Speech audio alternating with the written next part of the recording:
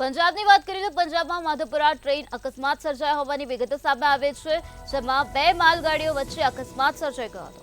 ફતેહગઢ સાહિબ પાસે માધવપુરમાં ટ્રેન અકસ્માત સર્જાયો તો બે લોકો સહિત પાયલટ ઇજાગ્રસ્ત થયા છે.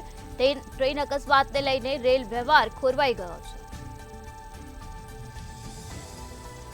પંજાબથી આ મહત્વના સમાચાર સામે આવ્યા, જ્યાં ફતેહગઢ સાહિબ પાસે માધવપુરમાં ટ્રેન અકસ્માત થઈ ગયો અને જેમાં બે લોકો સહિત પાયલટ ઇજાગ્રસ્ત થયા હોવાનું પ્રકાશમાં આવ્યું છે. ટ્રેન અકસ્માતને લઈને રેલ વ્યવહાર પણ ખોરવાઈ ગયો છે.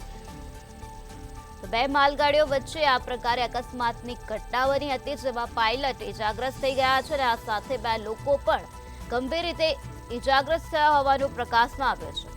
ટ્રેન અકસ્માત સર્જાયો, જેના કારણે રેલ વ્યવહાર ખોરવાઈ ગયો છે.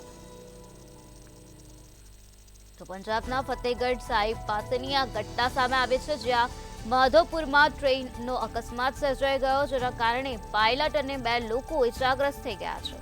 તો આ પ્રકારે ટ્રેનનો અકસ્માત સર્જાતા રેલ વ્યવહાર ખોરવાઈ ગયો.